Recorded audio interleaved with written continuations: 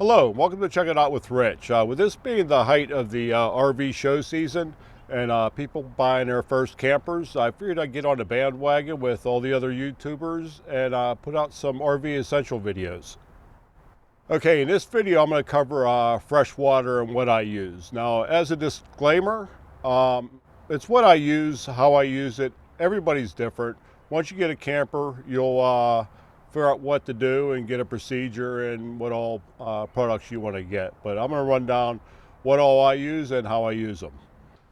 Okay, now first starting out is a pressure regulator. I personally put this on the hydrant. And then some people will put it up here or anywhere between the hydrant and your camper. Now this is adjustable. It also has a gauge on it. And you can also get one, which I carry as a backup. This is a set pressure. I think this is set at 45. I don't have my glasses on, but I think this is 45 PSI. Now, depending on your camper manufacturer, you really don't want to go over 50 pounds. You want to try to protect your pipes. You get too high, that's why you use these. Too high of a pressure, you could blow a line out inside your camper and create a lot of damage and a big mess. Okay, now like I said, I put this on the hydrant, and then from there, I connect my hose. Now, I carry multiple hoses. This is a Campo EcoFlex. I also carry a EcoFlex that's collapsible, and both of those are 25 foot. Plus, I have a 0G 50 footer. So it gives me 100 foot, and I've actually had to use the whole 100 foot a couple times. Okay, so from my hose, after I hook it up to the regulator, it all depends what I'm doing. If I'm at a campground that has full hookup, okay, I have a filtration system. Beach Lane sent this to me to do a review on. It's pretty good. You can spend a lot of money on filters. This was, I think, like $80. And I added magnets to it. So what I do is I hook it up underneath my frame. This blue hose I bring in and attach to my Nautilus panel. Now with this, if you do have a canister style water filter, you want to make sure you have a wrench. If you don't have this, these are pretty tight. You may not be able to get these off, so it's good to carry a wrench with you. So now if I'm just filling up my fresh water tank, what I do is I have a couple shorter hoses. So I will hook this up to the Nautilus panel, and then I will, let's see if I get this right. I will hook up a meter. So this is a flow meter. I actually tested this out and it's pretty accurate. But then I will put my filter on, and I use this just when I'm filling up the fresh water tank. And then I will hook it up to the Nautilus panel. And the reason I have this short hose is because I will go and disconnect here first so the water drains outside the camper instead of inside.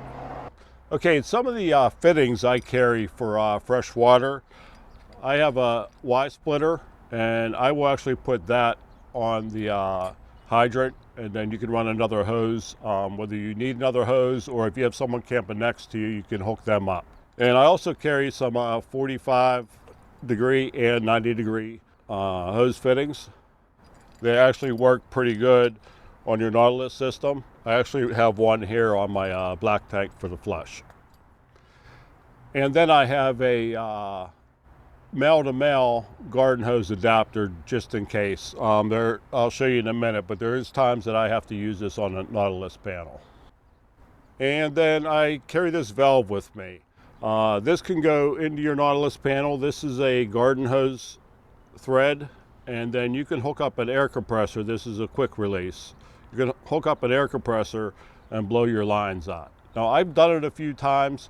I didn't have any problem, but I basically just stick with antifreeze when I winterize. Okay, I also carry this short hose with me. I use this for a couple different things, and this is where I need the male-to-male adapter at. And then I can screw that in here and then screw it into the Nautilus panel. I use this when I'm putting antifreeze in.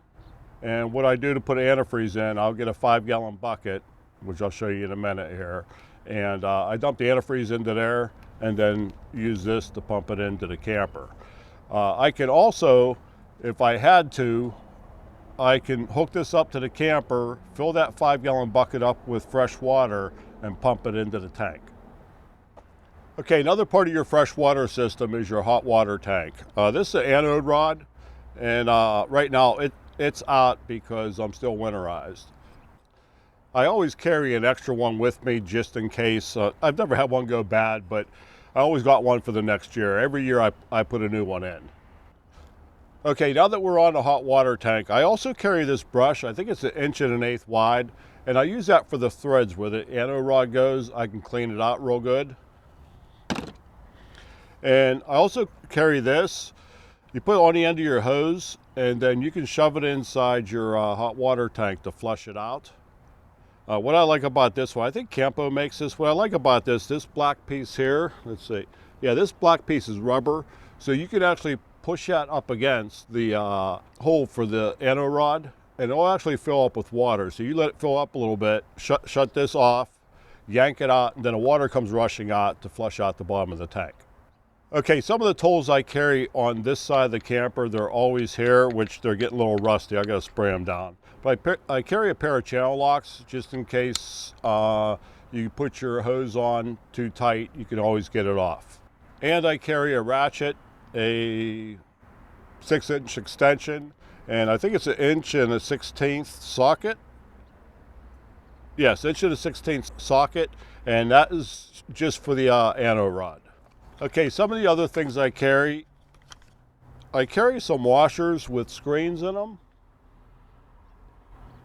I carry extra ones of these. Matter of fact, this is my last one. I want to get some more of them. And I also carry a bunch. There's at least 12 washers for your hoses. And then you always want to make sure you have some Teflon tape with you. That's for the Anode Rod or for anything else. And I also carry this. It's called the Water Bandit. I've used it and it does work. If your threads are all messed up on your hydrant, you can shove this on there, hook your hose up. Now, I wouldn't hook it up to city water and run your camper off of it, but it's good enough to fill up your freshwater tank. If you really wanted to, I haven't done it, but you could probably put a hose clamp on here to help hold it, but I would not trust it to be permanently hooked up to the camper. Okay, on a side note, your water regulator, your water filters, and if you do have a water flow meter, do not let them freeze. Once they freeze, I definitely wouldn't trust the filter once it freezes, and I doubt if the plastic flow meter would work either, and I wouldn't trust the regulator also. So I always take them in the house, or if we're traveling and it's cold, I take them in the truck with me where it's nice and warm. Okay, now if you have a Nautilus panel that has a faucet on it with a quick disconnect, chances are your camper came with a coiled hose. I would suggest getting a little better spray nozzle. This one's, you got different ways of spraying.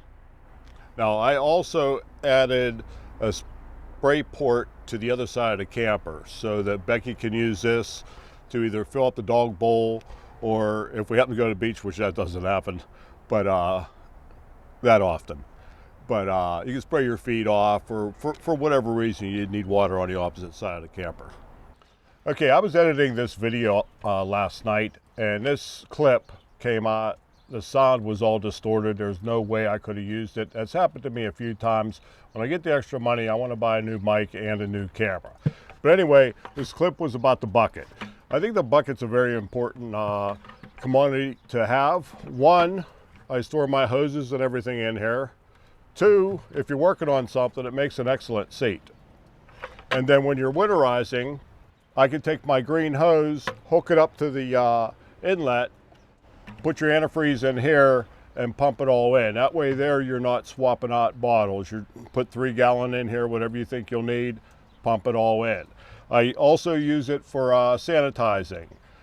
Sanitizing, you use a 1/4 cup per 15 gallon of water. So now I have a 100-gallon tank, so that's what, a 1.5 cups of bleach. Okay, so figures, today it's raining. Becky's holding the camera underneath the slide out so she doesn't get wet. So, all right, that's the end of this clip. We'll move on to the next one. Okay, so that pretty much wraps it up. Like I said, this is what I use and how I use it. Whether I'm right or wrong, I don't know. It works for me. So, all right. So once again, thanks for checking it out. We'll see you all next time. Bye.